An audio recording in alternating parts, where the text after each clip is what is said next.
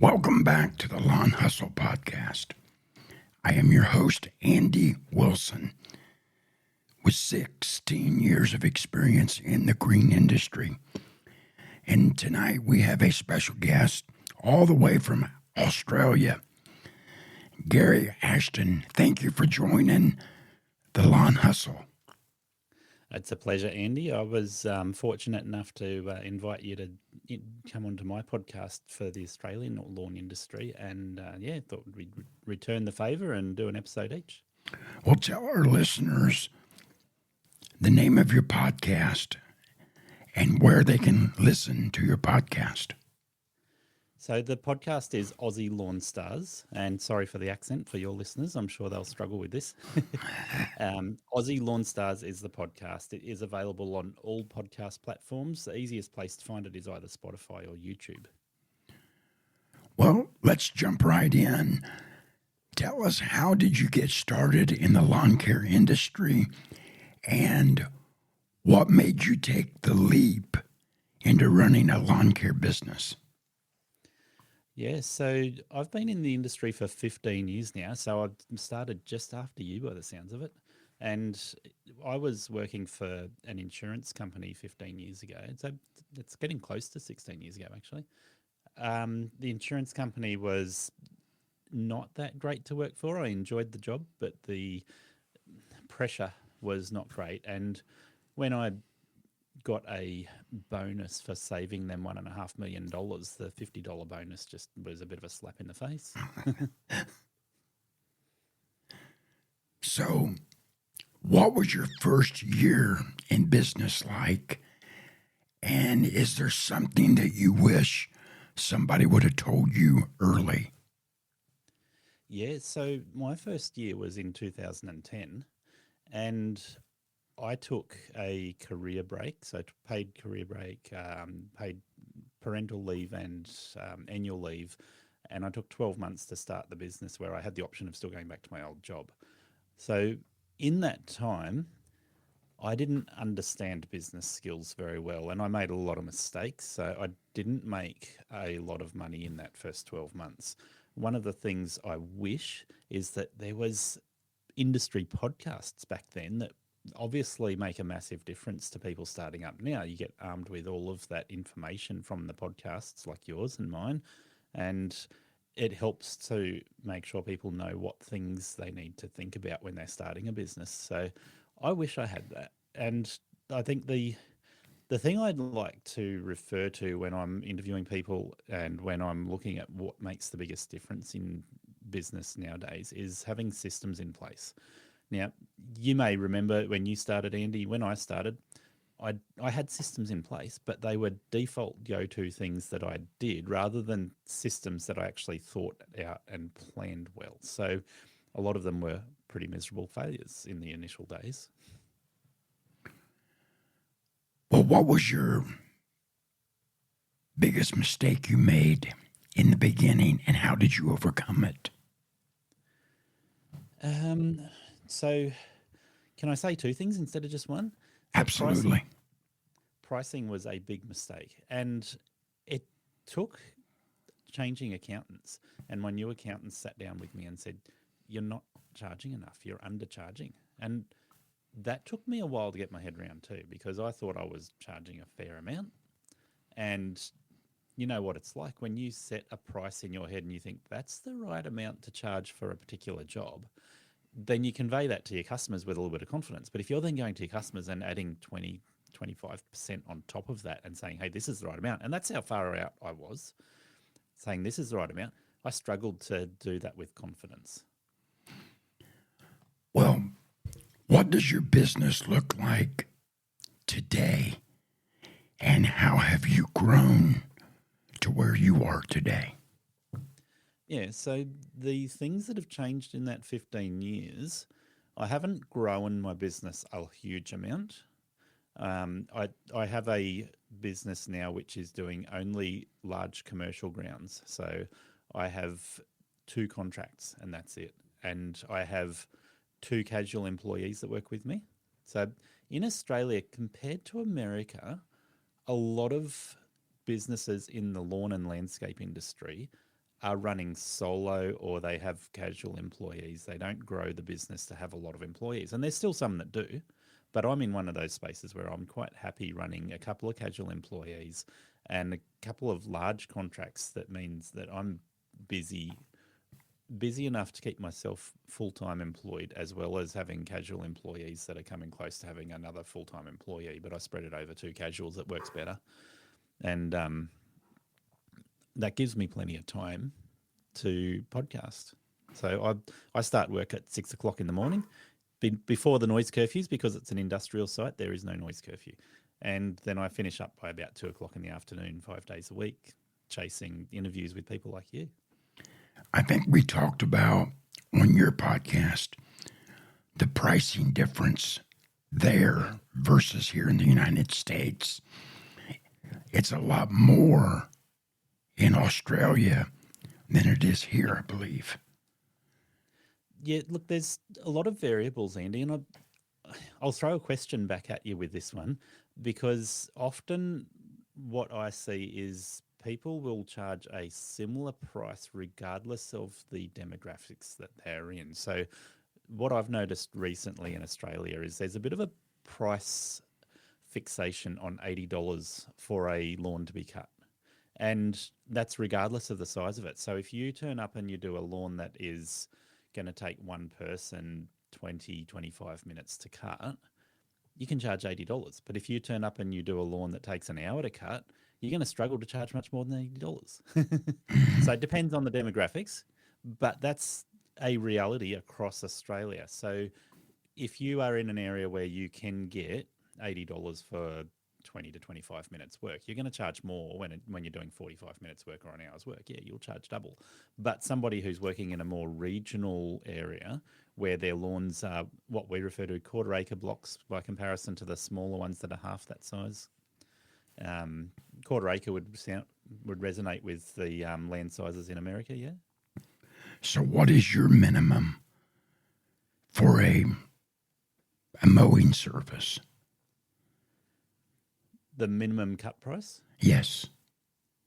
So for me, I'm only doing large commercial work. So I tell people now $50,000 a year is my minimum starting price.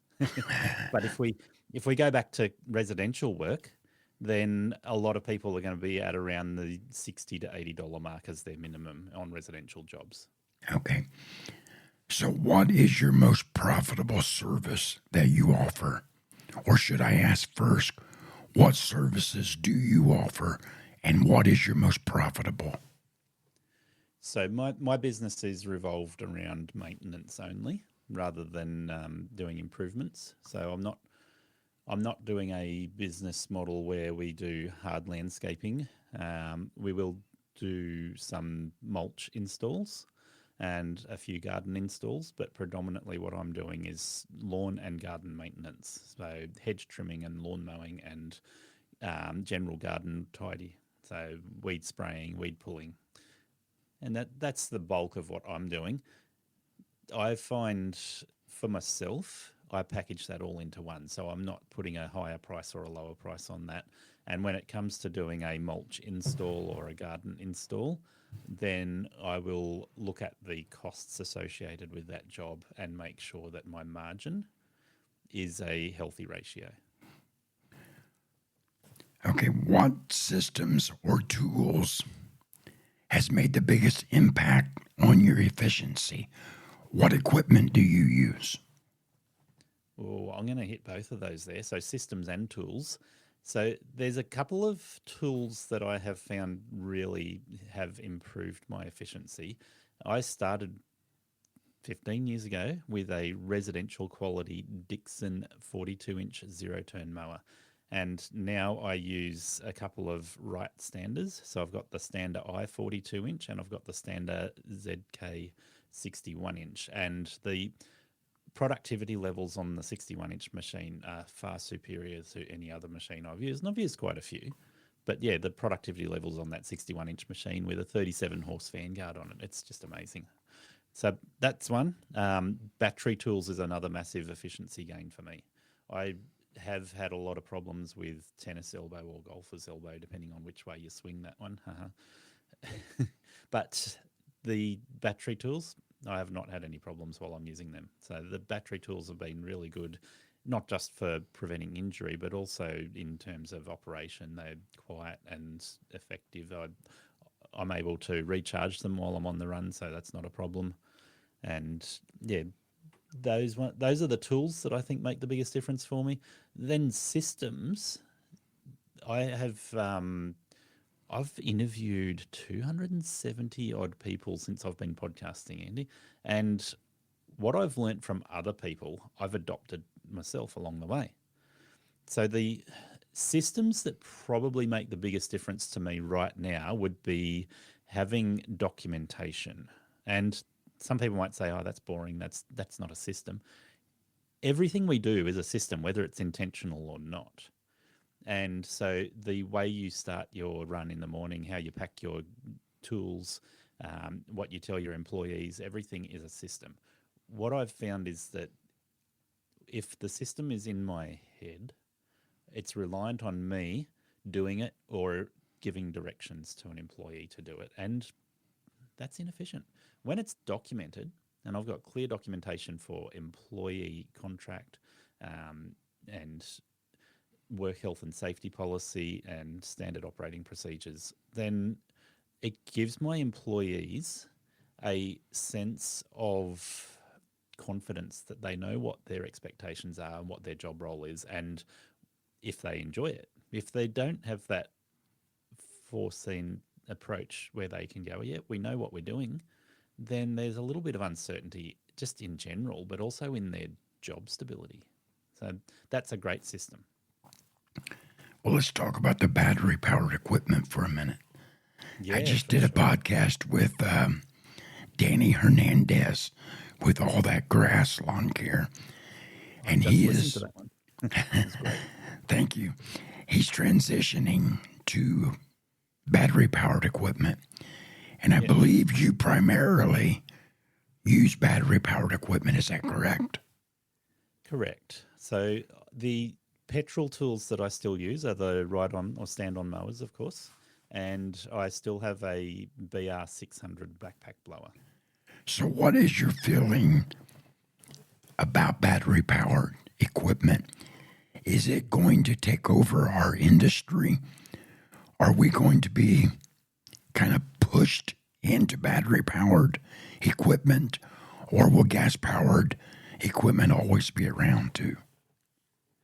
So, look, I've been at the forefront with battery-powered equipment in Australia, and I think Australia versus America, there are slightly different adoption rates when it comes to battery power, but I've been using it since 2019 and actually started testing it in 2018. But what I've found over that time frame, so we're talking 6-7 years now, is that the battery-powered tools are far superior in a lot of ways. They have some downsides. So carrying petrol is much more efficient than carrying batteries when you're running a tight route density, and you want to know that your employees and you have the access to fuel or battery. So battery is a fuel one way or another. But carrying gas, as the Americans call it, we call it petrol here. That's easier to deal with in general. But the comparison I've seen here at the moment is that in the commercial space, there has been a great uptake of battery-powered tools, and outside of the commercial space, it's almost non-existent. So even then, in the commercial space, I think it's around 10 to 15% of contractors in Australia using battery tools. So certainly, I don't see it being pushed really heavily here, and I don't think the government is mandating it here, other than one or two small spaces. But in America, you've got California rules which are mandating a lot of battery-powered tools. So I guess it's just one of those things, Andy. If you look at cars and the way they've changed in the last 15 years, or your lifetime and my lifetime, cars have changed hugely. And it's not a matter of being mandated. It's a matter of going, well, what do you want? You want something that's current and fairly efficient to operate. Well, I've had a brand reach out to me, and I'm going to become a influencer for this brand. And they are sending me a bunch of battery-powered equipment. And I'm excited to use it. I can't wait to get it. It's going to be shipped on the 18th of this month. So Ooh, stay exciting tuned. times. Stay tuned. There's going to be some content on TikTok and Instagram and Facebook. And we'll probably do a podcast episode about it. So I'm excited to work with this brand, and I'm excited to try out the battery-powered equipment. Cress sent me a blower, and I've been using it. Yeah. Echo sent me a blower, and I've been using it. And Cynics sent me a blower, and I've been using it. So Yeah. I like the way they work. I mean, just pull a trigger and go. You don't have to pump it, prime it, pull a string, any of that. You just grab it, pull the trigger, and start blowing or start trimming. So, do you feel like the battery-powered equipment is more efficient than gas-powered equipment? Andy, there's a couple of things that come up there. And I like to say this, but the battery blowers are a gateway drug. Yeah. They really are a lot of fun and so easy to use. The blower is one of those tools you're just always sitting there when you pull it out of the trailer, priming it, pumping it, pull starting it, away you go. Whereas a battery blower, you pull it out, as long as it's got a charged battery in it, all you got to do is pull that trigger. And a lot of battery tools nowadays don't even have an on-off switch. So some of the brands I've used, it's just pull the trigger and away it goes. Right. But you got to be careful it doesn't accidentally bump the trigger when it's in the trailer. Yeah. But so what you'll find comparing different tools in the battery lineup, you do get efficiency gains with some tools. The hedge trimmer is one of the most efficient battery tools you will find. So one of the terminology that we use talking about battery tools is the battery capacity. Now, you'll have different voltage brands and you'll have a host of different variables there. But if you look at volts times amps, that will give you watts, right? So if you have a 5 amp hour battery that is 36 volts, you multiply 36 by 5, and that will give you the amount of watt hours of available electricity, right? So that's just one option. So that's 180 watt hours for anybody who hasn't done the maths.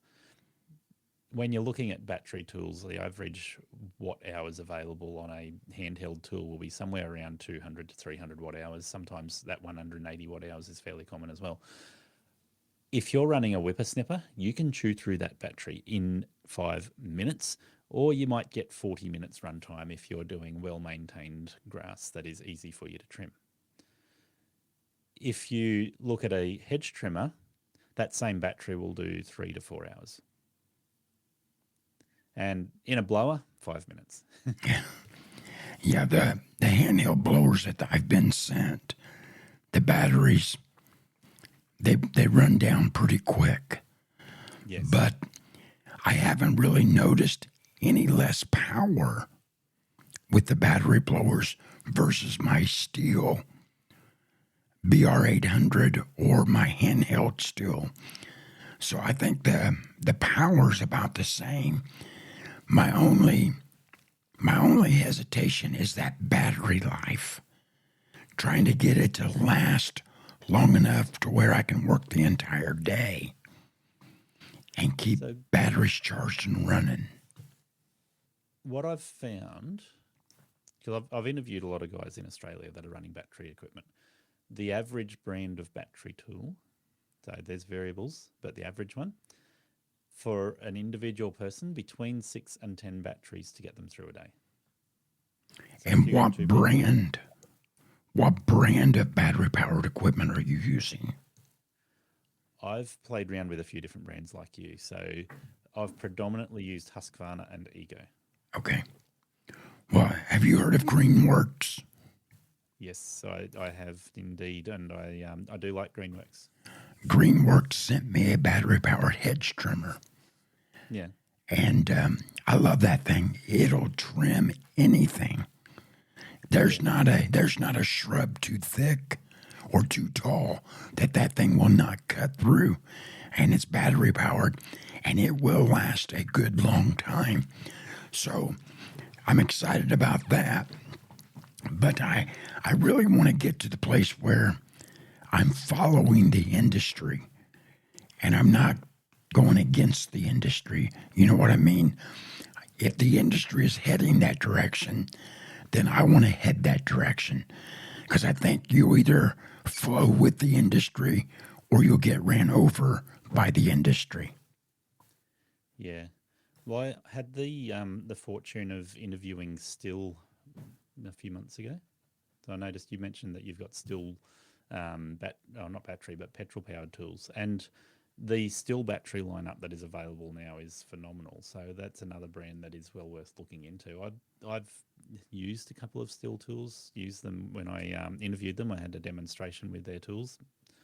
But I'm still considering different brands at the moment. So I've been using the Husqvarna and the Ego for a while, but most of my batteries are now at that stage where 5, 6, 7 years old, and it's time to replace them.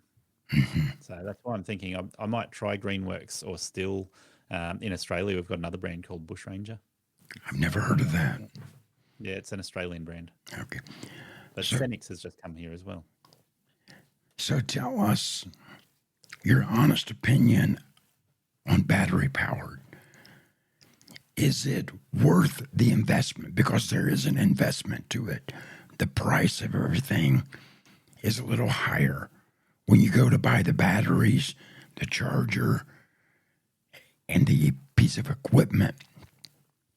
So what brand or what would give someone the best ROI, return on their ROI, the best return on their investment? So, look, I'm going to say this varies, Andy. And if you've got somebody that's just starting a business, and in Australia, we refer to our industry as a low barrier to entry. Anybody can go buy 3 tools, chuck them in the back of their hatchback. You know, you would have heard Paul Jameson mention that. That's how I started. But, yeah, if you chuck 3 tools in your hatchback, you're going to find it a lot easier if you go down to your local hardware store and buy a Ryobi. And if you want something that's going to be commercial quality, then that's where you can start to find it's neck and neck between the return on investment between battery and petrol. So with petrol tools, you will save money up front because you're not buying fuel when you buy the tool. Whereas with the battery tools, when you buy the tool, you're buying a lot of fuel up front. Now, yes, you still have to recharge your batteries, but the cost of recharging is very low by comparison to the cost of buying petrol. So those two costs tend to balance each other out over time. And you find if after you've bought batteries, like I said, I've had between 5 and 7 years run out of my Husqvarna batteries, and they're at that stage where they need to be replaced. So keep in mind, each battery was about $400 to buy. Well, when you're buying battery, you're making all of your investment up front. When you buy gas-powered, that investment is every week, filling up the gas, the mixed oil. You got to constantly repair and fix. I've had so many problems with some of my equipment with the screen getting clogged up and having to take it out, clean it, burn it off, put it back on. And we can thank California for all of that we have to deal with. But we have that same issue here, and there is one brand in particular that is really common for that. We call it the spark arrestor. That's the screen in your exhaust that you have to pull out and clean. What most people do here is they pull it out and, oops, didn't put it back in. Never blocks up again. Yeah. We're going to take a short break and hear a word from my show sponsor, EarthaPro. It is a software designed for solo operators or small business owners. Let's listen to what EarthaPro has to say. Tired of chasing payments and losing track of jobs? EarthaPro back office software makes it simple for solo guys and small lawn care and landscaping crews. Schedule, invoice, and organize all in the same place. We also have a mobile app and integrate into QuickBooks. Sign up at earthapro.com with promo code TheLawnHustle11 for a $50 Amazon gift card, 10% off, and personalized onboarding. Eartha Pro. You run the outside work, we run the office. And we're back with Gary Ashton. We're happy to have him on the show tonight. And I was a guest on his podcast last week, and I enjoyed myself. And I appreciate you being here tonight. Let's talk about our faith for just a minute. Yeah. We are not ashamed of the gospel of Jesus Christ and our relationship with him. So let me ask you, has there been any time in your business where your faith was challenged or questioned by maybe a client or a competitor? Any experience in that? Yeah, Andy, look, I'm happy to be really raw and real with this. I started my business in a very tumultuous time of my life. So 2010, I had been divorced and remarried with one child of my own, 2 stepchildren, and 1 child that's ours. So 4 children, new marriage, new business, and the family life was tumultuous and the business was not doing well. And my ex-wife took me to court to get custody of my son. So I was at the lowest point in my life about a year into my business where I was going to court, and I said to God one night, I said, I have lost the motivation for absolutely everything in my life. I really don't have any care or desire to be here. And I wasn't suicidal, but I was at that point where I was done with life, and I was like, everything is just hurting. So I prayed that morning when I got up, and I said to God, I have zero investment in the outcome of anything that I am doing here, God. So it is yours. Whatever happens, you tell me what you want me to do. If you've got some instructions for me, because I'm not sure where I stand with what I believe anymore, it's yours, God. And I started getting phone calls for new customers. Every single one of those phone calls, Andy, said that my phone number, they found it in the Yellow Pages in Australia. And in Australia, the Yellow Pages is a paid phone book. You pay to be in it as a business. And I have never been put in the Yellow Pages. I've never paid for it, not in there. Amazing. So I went from 20 customers to 70 customers in a very short space of time. And every one of them said they found my phone number in the Yellow Pages. Wow. So I was walking a very close relationship with God through this experience. And I said to God one day, I said, hey, you've blessed me with a problem. I've got so many people that I need to look after, I can't keep up. So I said, God, I'm going to need to put on an employee. And then I went and talked to my father and my father-in-law, and I said, hey, I'm going to have to put on some employees, going to think about this. And recommendation came back to employ a couple of my nephews that were just finishing school and give them casual work in between school and studying at university.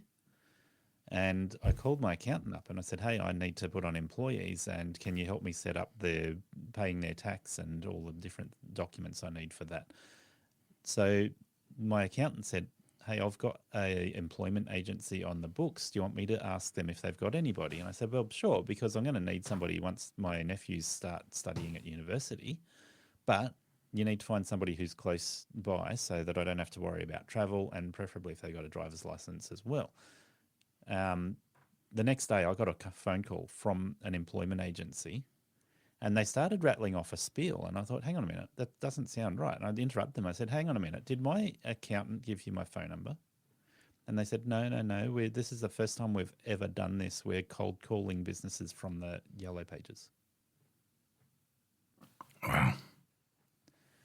So, Andy, God's been really powerful in my life. And that experience has one final thing that really stood out for me. About 12 months after that initial experience, I realized I wasn't actually praying and relying on God every day when I started my day and asking him to lead and giving him the outcomes.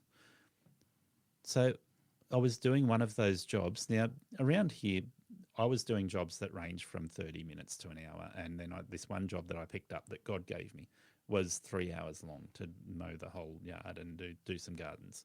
And I started praying as I started this 3 hour job.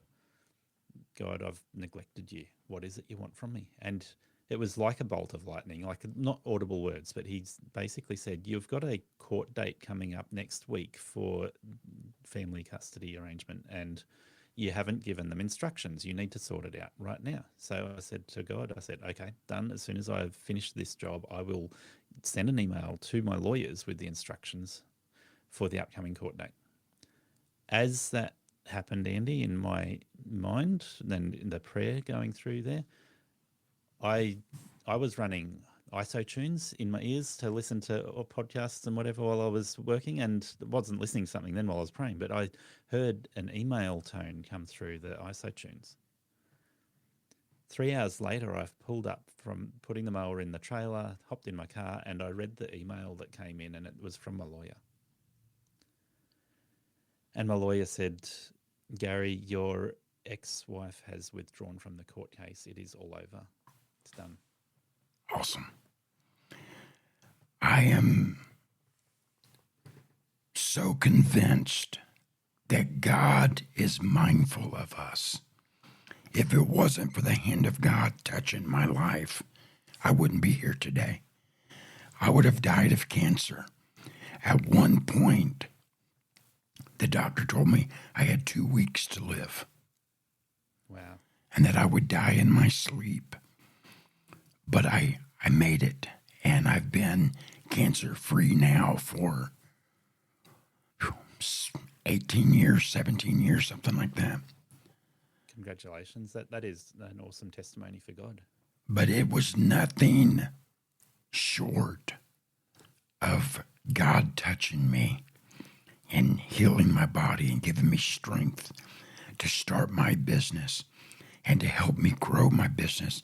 We started off with one customer. Now we have 140. And yeah, awesome. It all goes back to God putting his hand on my life and touching me. And I'm grateful for that in my life. I'm grateful for what God has done in your life. And we should never be intimidated to share our faith and our testimony with somebody else. And that's why it's always welcome on my podcast to talk about our faith and our experience and our relationship with Jesus Christ. Thanks, Andy. And I don't often talk about my faith on my podcast, but I don't deny it and I don't hide it. It's just one of those things where my podcast is focused on business and helping people. And so, if faith comes up, it comes up. Right. But it is great to share testimony. And I think across time, 2,000 plus years since Jesus was on earth, the testimonies that we share are the most powerful evidence of God's existence. Right. Well, let's move back into the lawn care side of the show. What CRM are you using and how do you do your billing? Little secret there at the moment, I'm not using a CRM. However, I have talked to a couple of CRM manufacturers that are Australian based, and they are designed to benefit the Australian industry. So the two that I've talked to is ServiceMate and Sortscape. And the best way to describe the difference is that ServiceMate is aimed at industry where you have the need to quote every job and you have to do a lot of marketing. So it's really good at capturing leads and helping you to filter those leads from leads into schedules. Whereas Sortscape is more focused on routine maintenance. So if you're doing a job every 2 weeks or every week or once a month or whatever it is, Sortscape is amazing at that side of it. And obviously they both can do both, but there is that little bit of a niche that they operate in differently. So I'm not actually using them, but I have had a bit of a play with both of those. I don't need to use a CRM at the moment because I only have 2 contracts. Right. Okay. But Andy, if I can take you in an interesting direction, I didn't mention to you beforehand. Sorry if this throws you, but one of the things I've done with large commercial work is I have implemented a series of autonomous mowers to operate on the grounds there, so that they do roughly a third of the lawn mowing for me. Oh, wow. Nice. That's Yeah. good. What brand of autonomous mowers are you using? Look, I've played with a few brands. A lot of the mowers that I've been using are made by Ambrosio. They're an Italian brand. I've had a bit of a play with Husqvarna's as well, and Husqvarna's are probably the OG in that space in terms of they've been around longer than any other brand. The other ones that I've found really interesting to use are the Segway Navimo. I seen the Segway booth at Equip Expo, Yeah, and I watched their little mower. They had a little path set up for it to, so people could watch it work. And it was going up a hill and down and around, and it was very interesting to me. And those have always been intriguing to me. I wonder, do you have to leave the mower on site, or do you pick it up and take it back with you every day? that is a really good question. So all of the autonomous mowers I've used, you leave them on site and they just stay there. And the benefit comes when they mow every day. So in Australia, on average, a contractor will mow a lawn once every 2 weeks. So we call it fortnightly. A little bit different terminology, but that's what we run with. I encourage Australians to go to weekly cuts on their lawns. And then if you've got a robot, it's cutting once a day. So the finish is much better. Now, the other difference between Australia and the US in that regard is that we often cut our grass like you would refer to sports turf. So it is cut around 2 to 3 inches tall. So a little bit lower than what the average lawn would be in the US. And I'm sure there's variation depending on what state you're in the US as well. Right. But sports turf, around that 2, I cut a lot of mine at 2.5 inches. But then there's an area which I cut like a golf course and it's cut at 1 inch tall. And, Oh, wow. so 25 millimeters tall. And the robots excel at that because they're cutting once every day. And I think this is where I like to make a lot of noise about this. The more often you cut, the lower you can cut and still have a really healthy lawn. So if I was to come and cut some of your lawns at 1.5 to 2.5 inches, it would look like they've been scalped, right? Because Right. they'd take all of the green off them. Whereas if you're cutting at 1 inch every day of the week, it looks green and it looks like a golf course. I cut my grass between 3.5 and 4 inches, Yeah. and it looks green, healthy, and the stripes are beautiful. But we have cold season grass because we get a lot of snow in Indiana. So we're a cold season state. Our warm season grasses, like in Georgia, Florida, maybe California, they cut their grass shorter than what I do because the different seasons and how that affects the grass growth and the health of the grass. So I don't cut real short. I've had a lot of customers ask me, well, can you cut shorter? I say, no. I would like to, but I just really don't want to because you're going to have healthier grass. Because where I'm here from, short grass, you get more weeds. You get a weaker root system. But that longer grass, it seems to choke out weeds. The grass is healthier and stronger and looks better.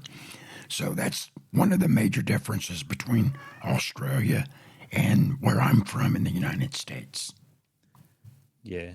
And I think you'll get varying mileage when it comes to the issue about weeds coming through shorter or longer grass. One of the things I've noticed is that the warmer season grasses, if you cut them short, they thicken up really nicely and they choke the weeds out really well. So obviously in Australia we don't have a lot of areas where we have cold season grasses, and even where we do have cold season grasses, we still don't get snow regularly in those areas. So most of Australia, it's an exception to see snow rather than the rule. We do have a couple of snowfields, but yeah, you don't see a lot of grass being mowed in the snowfields. We got a couple of inches of snow Monday. So Wow. we had our first snow. I had to let it melt off so I could finish trying to do some leaf cleanups, which we worked on those all day today. But Wow. I appreciate you. I really do. I thank you for reaching out to me and inviting me to be on your show. It was a great honor, and I appreciate you being a guest on my show. Where can our listeners follow you? How can they listen to you? So the easiest place to find me is Instagram. So if you look up Aussie Lawn Stars, you will find my Instagram account. If you want to listen to my podcast, any of the podcast platforms, you will find Aussie Lawn Stars. But again, Spotify and YouTube are the easiest place to find Aussie Lawn Stars. Well, when you reached out to me to be on your show, I searched you on Apple Podcast and subscribed and hit the notification button because I don't want to miss an episode. I want to hear what you have to say because I believe you can be a voice in my life to help guide and direct me towards success. And I encourage my listeners to search him, follow him, subscribe to him, and you will enjoy his podcast. I've listened to several in the last few days, and I've enjoyed those, and I like your content, and I appreciate your voice in our industry. It really has meaning, has something to share with us and to help us grow. So thank you for all of that. Thanks for the kind words. And I'll say this about that. When I started my business 15 years ago, I started listening to content on my phone straight away. But podcasts were not big back then, and it was a little way down the track before I found Julio Tomei. Yeah. And Julio's in Canada, right? And I was listening to Julio's podcast. Two things stood out to me. One is that Canada and the US have very different conditions to Australia. The other one was that when Julio did an interview episode, it piqued my interest. So I started listening or looking through his content just for the interviews because I was like, okay, when he's interviewing somebody else, that is really interesting to me. And so my podcast is built around doing interviews. There is every episode that's an interview with somebody. What is your best marketing strategy? Oh, have we got another hour? No, I'll keep it short. So, in my opinion, Andy, we have the capacity to look at marketing predominantly based on what our brain tricks us into believing is true. So, when you start your business, and you started by doing a word of mouth job, so somebody approached you and said, "Can you do this?" And you're like, "Oh, there's an opportunity. I'll start a business," which took a little bit of time for you to get that process into place, but that's how you started. So what your brain tells you in this situation is word of mouth marketing gives you a 100% success rate. Right. My first year, my business grew 0% from word of mouth. So I had word of mouth inquiries come in and I got them 100%, but come and go. So I'd lose one, I'd gain one. Over that first 12 months, I barely gained anything. What I have found is word of mouth can get you customers, no doubt. But also, if you start doing marketing down the lines of, so we can't do door hangers in Australia, but letterbox dropping or Google ads or Facebook ads, you can do really targeted advertising with all of those three options, right? So those allow you to increase the value of word of mouth. So what I'm saying here is by combining the various different forms, you get the best value. So if you just do Google ads or Facebook ads or letterbox drops, you are getting half of 1% return in an inquiry rate. So you put out 100 flyers and you will get half of one inquiry. Right? If you put out those 100 flyers around a neighborhood where you've already got half a dozen lawns or all of your route, then when people see your flyer, they've also seen your trailer. Now, if they recognize you from the flyer and they go, oh, yeah, the branding lines up, I can see his trailer, I can see his uniform, all those different things. He looks polite, he looks professional, the job looks neat. You've got about 5 touch points just on those things, right? If you've got 5 touch points, that person trusts you. Right. Guess who's going to call you? Right. So that's what I believe is the way to go. So you can do one or you can do the other or you can get the best of everything. I've started asking my customers, if you are happy with the job and you are pleased with the work, leave me a 5-star rating and a nice review on my Google business page. And last month, I got 68 contacts from Google. Nice. Calling for service. And I'm doing 3 jobs tomorrow from my Google ad. And I on all of my local groups, like what's happening in Newcastle, Indiana, or what's happening in Henry County, Indiana, I'll do an ad on those sites on Facebook. And I have gotten a ton of work off of those pages. So you are exactly right. And I think branding your vehicles, branding your shirts, your hats, all of that is a powerful influence on your business. So let me ask you this. One question before we start wrapping this up. What is the best or worst business advice you've ever been given? Best or worst business advice I've ever been given? Look, there's a dirty word that needs to be spoken about, and that word is mindset. So, in my opinion, Andy, mindset is the way we do things. In Christianity, we often think mindset is woo-woo and it is leading us down a path of spiritualism that is not God-focused, right? It's taking you away from God. Mindset literally is, when I get up in the morning, what's the first thing I do?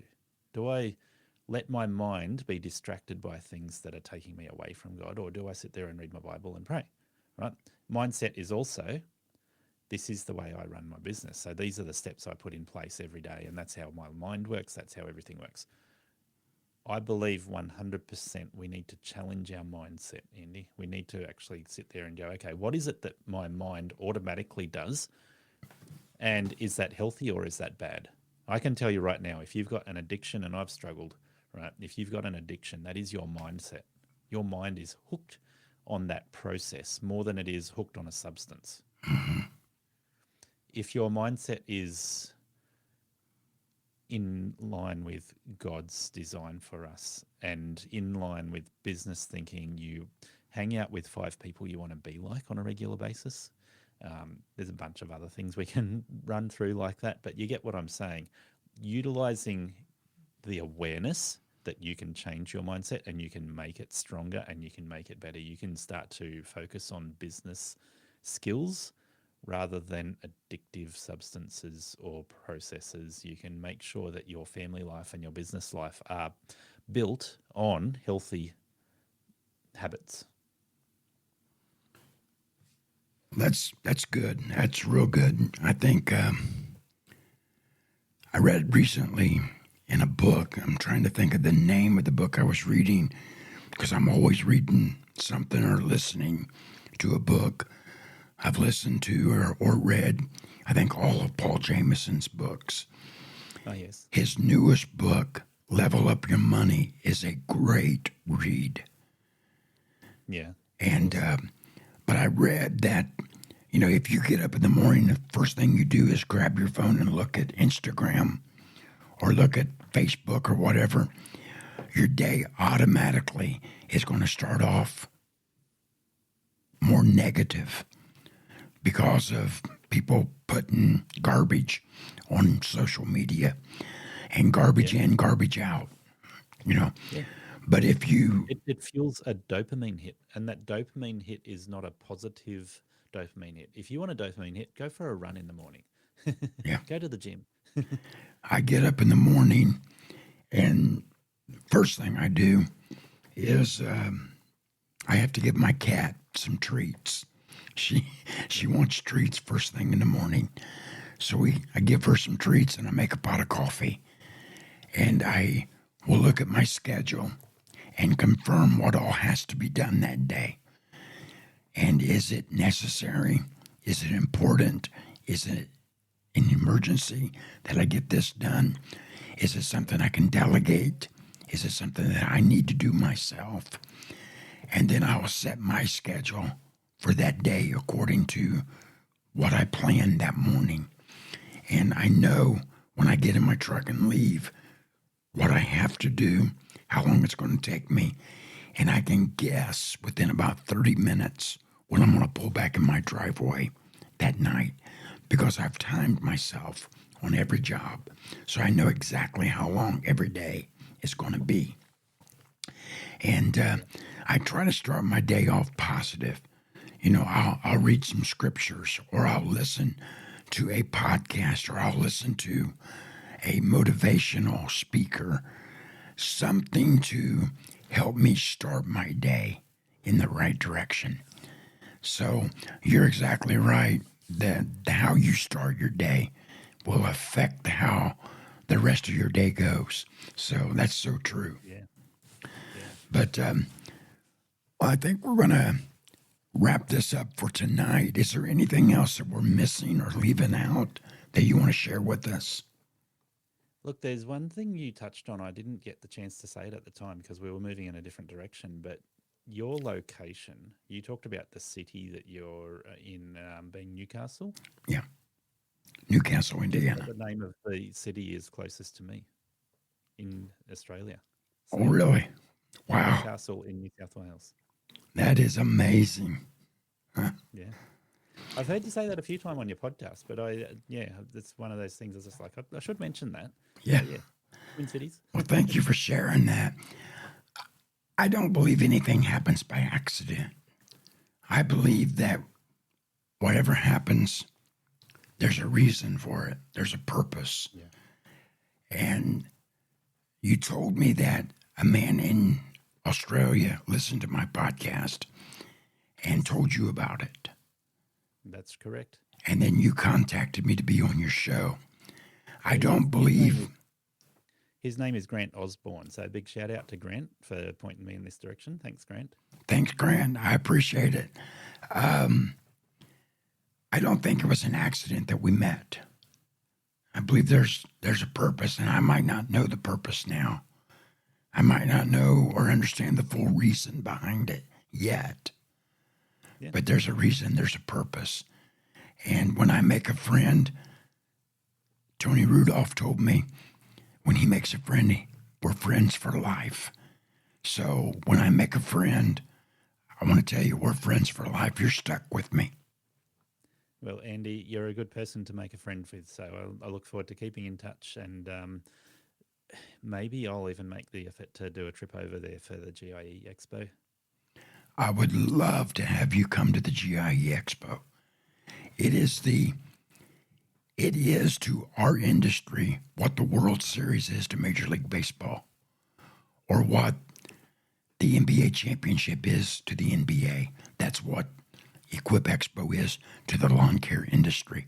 It's the third largest trade event in the United States. Yeah. So it is a huge event. And if you come, I can introduce you to a bunch of people, and we can go out, we can eat, we can fellowship. We just have a great time. Sounds awesome. I heard this year they did the prayer breakfast, I think they called it. Yes, and Mike, Oh, he played for the Chicago Bears, Singletary, Mike Singletary. Yeah. He was the speaker. Next year, Willie Robertson from Duck Dynasty is going to be the speaker. So, Awesome. a year before last, Darryl Strawberry was a speaker, the Major League Baseball player. Yeah. But it's awesome. It's incredible. Just this year, there was probably 400 people at the prayer breakfast. It started off, I think, the first prayer breakfast, they said there was just a handful of people that showed up. Now, because word is getting out, how powerful it is, and what an impact it's having on people's lives. People are coming. And this year we had over 400 people show up for the prayer breakfast. Yeah, well, I think a trade show like that can often revolve around the party life. So it's great to see that it's also got that spiritual life that's very present there. Right. And that's one thing that I admire about our industry. It is a community. It will accept and take in everyone. There really is no big I's and little U's. When you step into that massive showroom floor and you can meet the Paul Jamesons or the Naylor Taliaferros or the Brian's Lawn Maintenance, you can meet these guys and shake their hand and talk to them, and they'll answer questions. They'll talk to you. They'll give you advice. And it's the same thing. I'm not on their level. I don't know if I ever will be, but I've had people approach me and say, I watch your Instagram or your TikTok. I want to thank you for your content. I want to thank you for your podcast.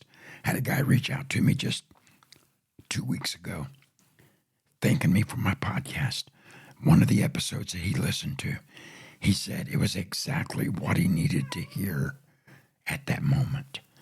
So our industry, it's a community, and it's just awesome. If you come, I promise you, you would not be disappointed.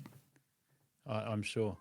But I want to just say a positive thing about you. I think you were a little bit dismissive of not being on the same level as the other guys in the podcast industry there. And I've listened to all of the podcasts, maybe not every one of them, but I've listened to them. And I choose to listen to yours because yours has a good focus on learning business skills and a focus on improving businesses. So on that level, I see your podcast as one of the best in the industry. Well, I really appreciate that. That humbles me. And I appreciate you for saying that. Thank you. No, that's true. And it was a joy to have you on my show. And we're going to stay in contact. You've got my email. You've got my phone. Let's stay in contact. I'll get you back on the show, here in the future. And we'll have a great show. Oh, there's many more things we could talk about in other episodes. Look, thanks for your time, Andy. It's been good to join you on your podcast, and likewise having you on mine. Well, I appreciate you. I wish you nothing but success. And I know you're going in the right direction. Thanks. Well, folks, thank you for listening to the Lawn Hustle Podcast. Until we talk again, remember, the grass is greener where you water it. Thank you for joining. We'll talk again real soon.